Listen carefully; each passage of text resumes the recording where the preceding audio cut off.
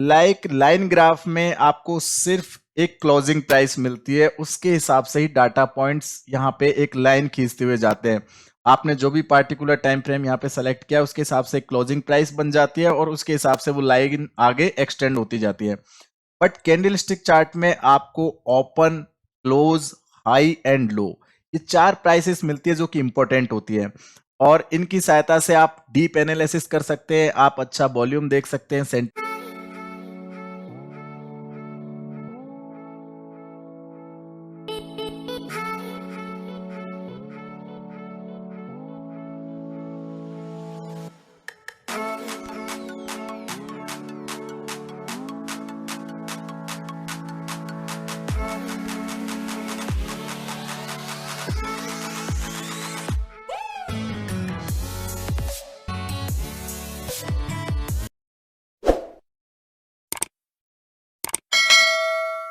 Hello दोस्तों, आप सभी का बहुत बहुत स्वागत है प्राइस सेक्शन के एक और वीडियो में।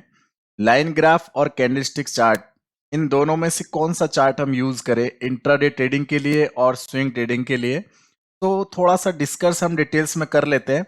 गाइज, लाइन ग्राफ जो होता है ना, इसमें आपको कंप्रेस्ड इंफॉर्मेशन मिलती है, एक खिंची हुई इंफॉर्मेशन मिलती है, ठीक है। बट कैंडलस्टिक चार्ट में आपको डिटेल्ड इंफॉर्मेशन मिलती है। यहाँ पे आपको काफी सारी चीजें ऐसी मिलती है जिनसे आप डीप एनालिसिस कर सकते हैं।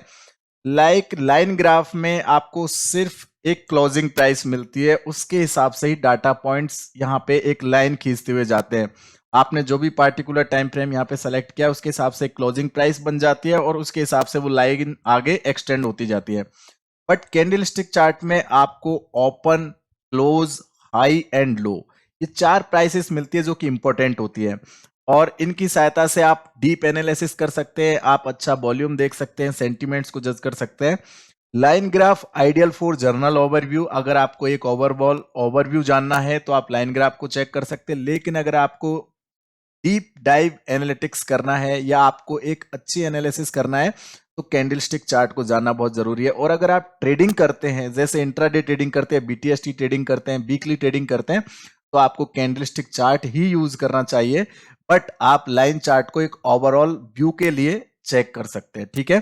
अगर आप लॉन्ग टर्म ट्रेडिंग करते हैं तो आप लाइन चार्ट भी अगर देख लेते हैं तो भी इनफ है, वहां पे आप कैंडलस्टिक्स कम देखते हैं तो भी चलेगा, लेकिन इंट्राडे ट्रेडिंग या ट्रेडिंग के लिए आपको कैंडलस्टिक्स देखना बहुत जरूरी है। तो गाइज, ये तो हो गई हमारे चार्ट की बात कि आप कौन सा चार्ट यूज करें, लाइन ग्राफ यूज करें, कैंडलस्टिक यूज करें, दोनों की अपनी अपनी वैल्यू है, दोनों का अपना इंपॉर्टेंस है। Time frames, what is the time frames, कौन सा टाइम फ्रेम हम यूज करें इंट्राडे ट्रेडिंग के लिए, लॉन्ग टर्म के लिए, वो सारी चीजें हम इसमें डिस्कस करने वाले हैं। सो यहाँ पे अगर लाइन चार्ट पे आप अलग अलग टाइम फ्रेम यूज करते हैं, जैसे लाइन चार्ट पे अगर 5 मिनट का टाइम फ्रेम आप यूज करते हैं तो अकॉर्डिंग टू 5 मिनट चार्ट यहाँ पे एक क्लोजिंग प्राइस प्लॉट हो जाएगी और वही लाइन आगे पार्टिकुलर 5 मिनट के टाइम फ्रेम पे एक्सटेंड होती जाएगी। सपोज यहाँ पे अगर देखते हैं, ये एक 5 मिनट के टाइम फ्रेम पे क्लोजिंग प्राइस है, अगेन प्राइस नीचे आया, फिर यहाँ पे क्लोजिंग प्राइस बन गई, फिर नीचे आया, फिर एक क्लोजिंग प्राइस बन गई। तो इस तरह से ये लाइन चार्ट जो है प्लॉट होता जाता है। अब इसमें क्या होता है कि आप एक लाइन को यहाँ पे एनालाइज कर रहे हैं, उस लाइन के बीच में क्या हो रहा है, वहां पे बायर्स और सेलर्स के बीच में किस तरह की फाइट चल रही है, किस तरह का सेंटीमेंट वहां पे बन रहा है, वो सारी चीजें आप नहीं देख पा रहे हैं।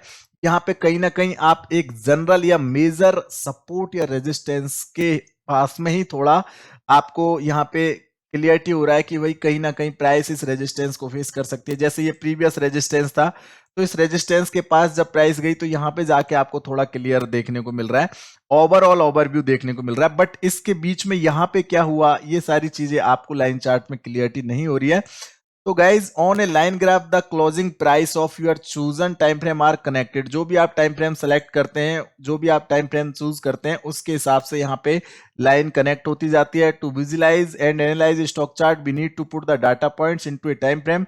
आपको एक डाटा पॉइंट यानी कि एक टाइम फ्रेम देना पड़ेगा अगर आप लाइन चार्ट यूज करते हैं। बट ट्रेडिंग के लिए मैं बिल्कुल रिकमेंड नहीं करूंगा कि आप यहाँ पे लाइन चार्ट यूज करें। तो इसके अलावा अगर देखते हैं तो यहाँ पे कैंडलस्टिक्स के बारे में थोड़ा टाइम फ्रेम चेक कर लेते हैं। On A candlestick graph each candlesticks represent one time unit. देखिए गाइस, कैंडलस्टिक चार्ट बहुत ही बढ़िया होता है इंट्राडे ट्रेडिंग के लिए या लॉन्ग टर्म ट्रेडिंग के लिए भी, क्योंकि कैंडलस्टिक चार्ट में क्या होता है, आपको चार अलग अलग ओपन, लो, हाई, क्लोज, ये चार प्राइसेस मिलती हैं। और आप विथ कलर यानी सेलर्स का भी यहाँ पे एक मार्किंग कलर होता है, बायर्स का भी एक मार्किंग कलर होता है, जिससे आप यहाँ पे और अट्रैक्टिव चार्ट देख सकते हैं और अच्छे से उसको एनालाइज कर सकते हैं। लाइक यहाँ पे अगर देखता हूं तो इस तरह से ये एक अप ट्रेंड बना हुआ है, इस बीच में यहाँ पे सेलिंग भी आई, इसमें रेड कैंडल्स बनी हुई है। और ये कैंडल कितनी अच्छी कैंडल है या कितनी लेस बुलिश या बेयरिश कैंडल है, ये भी हम यहाँ पे जज कर सकते हैं कि प्राइस का मोमेंटम पार्टिकुलर टाइम फ्रेम पे, पार्टिकुलर एरिया में कितना स्ट्रेंथ है, कितना लूज है, ये सारी चीजें देख सकते हैं। स्पीड ऑफ प्राइस क्या है, कैंडलस्टिक की स्ट्रेंथ क्या है, जैसे कौन सी कैंडल बन रही है जो कि इंपॉर्टेंट है, जहां से हम यहाँ पे कोई रिवर्सल या रेजिस्टेंस देख सकते हैं। तो कैंडलस्टिक्स चार्ट काफी इंपॉर्टेंट होते हैं, आपको यहाँ पे ट्रेडिंग में मोस्टली कैंडलस्टिक चार्ट को ही यूज करना है। इसके अलावा आगे और बातें करते हैं। सो time frames, high time frames और लोअर टाइम फ्रेम्स, मेरे से काफी मेंबर्स पूछते हैं कि कौन सा टाइम फ्रेम हम यूज करें इंट्राडे ट्रेडिंग के लिए, बीटीएसटी के लिए या लॉन्ग टर्म के लिए। तो गाइज मैं सिंपली आपको बताना चाहूंगा, देखिए हाई टाइम फ्रेम्स जो है ना काफी इंपॉर्टेंट्स होते हैं। अगर आप इंट्राडे ट्रेडिंग करते हैं, आप शॉर्ट टर्म ट्रेडिंग करते हैं, आप जो भी ट्रेडिंग करते हैं या इन्वेस्टमेंट भी करते हैं, तो आपको हाई टाइम फ्रेम्स तो चेक करना ही चाहिए, जिससे आपको एक ओवरऑल मेजर ओवरव्यू देखने को मिलता है, जिससे आपको मेजर पता चलता है कि पार्टिकुलर स्टॉक या सिक्योरिटी में क्या हो रहा है, किस तरह की हलचल है, किस तरह के सेंटीमेंट है, कोई सपोर्ट या रेजिस्टेंस पे तो नहीं है, ओवर पीक तो नहीं हो चुकी है प्राइस, ओवर वैल्यू तो नहीं हो चुकी है, अंडर वैल्यू है क्या, किस तरह की चीजें वहां पे बन रही है। तो टेक्निकल एनालिसिस में मेजर ओवरव्यू आपको देखना बहुत ही जरूरी है बिफोर इन्वेस्टमेंट, बिफोर ट्रेडिंग। तो गाइज हाई टाइम फ्रेम्स में आप वीकली चार्ट पे एनालिसिस कर सकते हैं, डेली चार्ट पे एनालिसिस कर सकते हैं, 1 आवर के चार्ट पे एनालिसिस कर सकते हैं। वहां पे आप कोई चार्ट पैटर्न्स देख सकते हैं या कोई कैंडलस्टिक्स के पैटर्न्स देख सकते हैं या कोई सपोर्ट या रेजिस्टेंस पे कोई रिजेक्शंस देख सकते हैं। तो ये सारी चीजें आपको वहां पे देखने को मिलेगी, जिससे आपको ओवरऑल पता रहेगा कि यहाँ पे पार्टिकुलर प्राइस में क्या हो रहा है। अब उसके बाद अगर आप ट्रेडिंग करते हैं, जैसे आपको इंट्राडे ट्रेडिंग करना है, बीटीएसटी ट्रेडिंग करना है, या आपको कोई शॉर्ट टर्म की स्विंग ट्रेडिंग करनी है वीकली या मंथली, तो उसके लिए आप लोअर टाइम फ्रेम्स पे जाइए, वहां पे कंटिन्यूएशंस या रिवर्सल पैटर्न्स देखिए, कोई पुलबैक्स देखिए, रिटेस्ट देखिए, रेजिस्टेंस देखिए, सपोर्ट रेजिस्टेंस देखिए। आपको लोअर टाइम फ्रेम पे थोड़ी डीप एनालिसिस मिलेगी, थोड़ी प्राइस की अलग तरह की फ्लैक्चुएशंस मिलेंगी। उसमें आप उस ट्रेंड को फॉलो करते हुए आगे अपने इन्वेस्टमेंट को या ट्रेडिंग को फॉलो कर सकते हैं। तो वहां पे आपको टेक्निकल चीजें बहुत ही डीप देखने को मिलेगी लोअर टाइम फ्रेम पे। सो हाई टाइम फ्रेम यूज कीजिए ट्रेडिंग में, बट उसके लिए आपको लोअर टाइम फ्रेम पे भी यहाँ पे एनालिसिस करना है। तो सिंपली मैं आपको यहाँ पे क्लियर कर देता हूं, अगर आप इन्वेस्टमेंट करते हैं लॉन्ग टर्म के लिए तो आपको हाई टाइम फ्रेम देखना बहुत ही जरूरी है। अगर आप ट्रेडिंग करते हैं इंट्राडे या बीटीएसटी के लिए, तो पहले हाई टाइम फ्रेम पे प्राइस को देखिए कि किस तरह से काम कर रही है, उसके बाद लोअर टाइम फ्रेम पे एनालिसिस कीजिए, देन आप यहाँ पे कंटिन्यू अपना ट्रेडिंग कीजिए। तो गाइज क्लियर है, time frame, high time frame और लोअर टाइम फ्रेम की यहाँ पे मिथ जो है मैंने यहाँ पे क्लियर कर दिया। काफी सारे मेंबर्स में से ये क्वेश्चन करते हैं, how to use time frames, time frames को कैसे यूज करें। तो अभी मैंने आपको बताया कि हाई टाइम फ्रेम एक जर्नल मार्केट स्विंग एनालिसिस के लिए होते हैं, जिसमें वीकली या डेली चार्ट पे आप एनालिसिस कर सकते हैं। But lower time frame trade executions के लिए होते हैं based on high time frame. मतलब लोअर टाइम फ्रेम में आप हाई टाइम फ्रेम के बेस्ड यानी उसके अनुसार आप एक ट्रेड एग्जीक्यूट कर सकते हैं। Mostly lower time frame trading के लिए बने होते हैं, ठीक है। सो इसमें आप 1 आवर या 30 मिनट का चार्ट यूज करते हैं तो ये काफी इनफ है आपके लिए। बाकी आप इंट्राडे में 5 मिनट 15 मिनट का चार्ट भी यूज कर सकते हैं, वो भी काफी रिलायबल चार्ट पैटर्न्स होते हैं। तो आगे आप बात करते हैं कैंडलस्टिक के बारे में। कैंडलस्टिक्स क्या होती है, कैंडलस्टिक्स को कैसे यहाँ पे हम देखें, किस तरह से इसको एनालाइज करें। सो पाथ ऑफ प्राइस में अगर आप देखते हैं तो कैंडलस्टिक्स में 4 प्राइस होती है। जैसे कि ये एक बुलिश कैंडल है, यहाँ पे आप देखिए ये एक क्या है, बुलिश कैंडल है। यहाँ पे इस कैंडल की ओपनिंग प्राइस है, देन इस कैंडल ने एक लो बनाया, फिर इसके बाद में एक हाई बनाया, फिर यहाँ पे क्लोज हो गई। तो इस कैंडल में 4 प्राइस हमको देखने को मिली।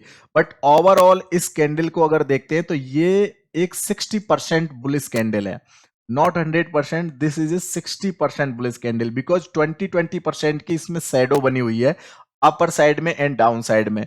तो कहीं ना कहीं ये एक तरह की कैंडलस्टिक का साइन है कि ये जो कैंडल है ये एकदम अग्रेसिव बुलिश नहीं है, ये सिर्फ एक बुलिश कैंडल है, बट इसमें 4 प्राइसेस है, इनके हिसाब से हमने इसको यहाँ पे जज किया, इसकी स्ट्रेंथ को हमने जज किया। तो कैंडलस्टिक्स में बायर्स और सेलर्स का कितना अच्छा एक पार्टिसिपेंट्स होता है, कितने अच्छे से हम इसको जज कर सकते हैं, ये सारी चीजें हम यहाँ पे अच्छे से एनालाइज कर सकते हैं। बट वहीं पे अगर आप लाइन चार्ट में देखते हो तो सिंपल लाइन में, फ्लैट लाइन में आपको कुछ भी आइडिया नहीं लगेगा कि किस तरह की यहाँ पे प्राइस रिएक्ट कर रही है, किस तरह से प्राइस चल रही है। सो आगे और अगर हम देखते हैं line graph versus candlestick graph, तो यहाँ पे आप क्लियर देख सकते हैं। यहाँ पे आप देखिए लाइन ग्राफ में जो है क्लोजिंग प्राइसेस कनेक्टेड हो रही है, बट कैंडलस्टिक्स में कैंडलस्टिक्स आपको यहाँ पे अलग अलग तरह की सेंटीमेंट बता रही है, अलग अलग तरह की यहाँ पे डीप एनालिसिस बता रही है। मैं आपको करके दिखाता हूँ। देखिए प्राइस यहाँ से जब चलती है लाइन चार्ट में, तो ये एक पार्टिकुलर क्लोजिंग प्राइस थी, अगेन ये क्लोजिंग प्राइस थी, अगेन ये क्लोजिंग प्राइस थी। तो यहाँ पे फ्लैट एक तरह की ये लाइंस बन रही है, आप देख सकते हैं कि इस तरह की ये लाइंस बन रही है ना, लाइन ग्राफ में, जिनसे हमको क्लियरिटी नहीं हो रही है कि प्राइस ऊपर जाएगा या नीचे जाएगा। यहाँ पे देखिए रेजिस्टेंस बना, फिर रेजिस्टेंस बना, फिर लो बना। बट कैंडलस्टिक्स में देखोगे यहाँ पे एक 60% बुलिश कैंडल है, इसका मतलब बुलिश मार्केट है। अगेन यहाँ पे एक 40% बुलिश कैंडल है, जिसका मतलब बुलिश कैंडल है।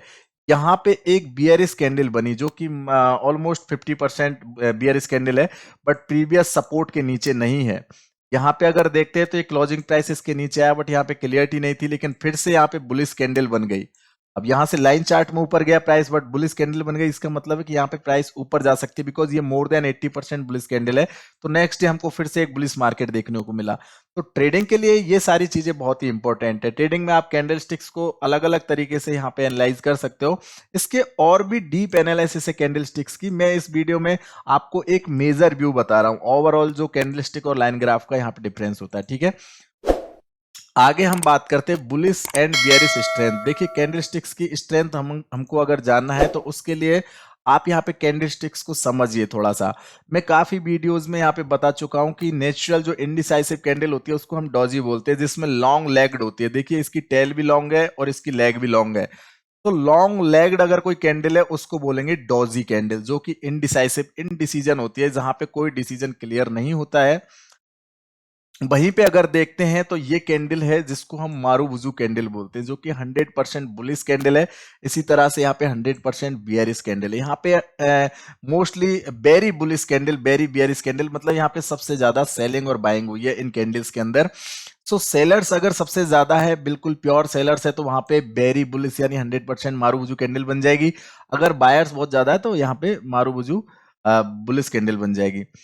तो यहाँ पे अगर नेक्स्ट कैंडल के बारे में बात करें, इसको बोलते हैं ओपन बुलिश मारूबुजू, इसको बोलते हैं ओपन बियरिश मारूबुजू, क्योंकि यहाँ पे ओपन और लो सेम है इस कैंडल का, बस क्लोजिंग और हाई जो है अलग अलग है। तो ओपन और लो सेम है, इसका मतलब वो ओपन बुलिश मारूबुजू है। मारूबुजू कैंडल टाइप की ही कैंडल है, उतनी ही स्ट्रेंथ है इसमें, बट थोड़ा सा वीकनेस है इसमें, बाकी स्ट्रेंथ उतनी है, कैंडल वैसी है, इसी तरह से रिएक्ट करेगी। अब यहाँ पे आगे देखते हैं तो ये आती है लेस बुलिश कैंडल्स, जिनको हैमर कैंडल्स बोलते हैं, जहां पे मोस्टली आपने देखा होगा हैमर कैंडल्स में या तो कंटिन्यूएशंस बनते हैं या रिवर्सल्स बनते हैं। मोस्टली रिवर्सल्स बनते हैं हैमर कैंडल्स में।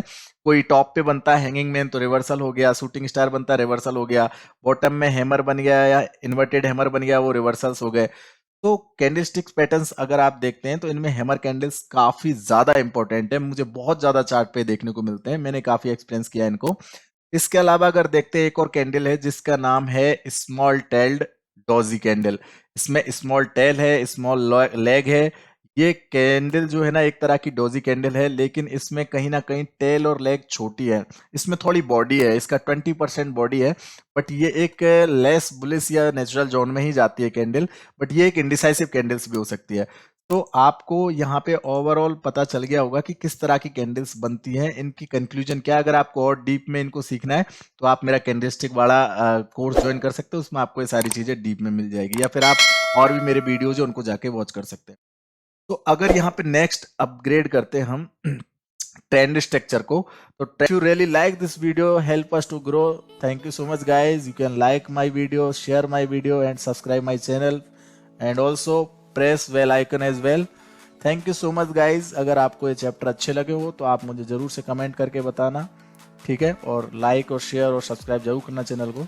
सो अगर आप मुझसे कांटेक्ट करना चाहे फॉर इंक्वायरीज तो call and SMS for my WhatsApp number WhatsApp number आपकी स्क्रीन पे है गाइज, 7440557654। ईमेल एड्रेस भी मैंने आपको दिया है research24bit@gmail.com। Thanks for watching.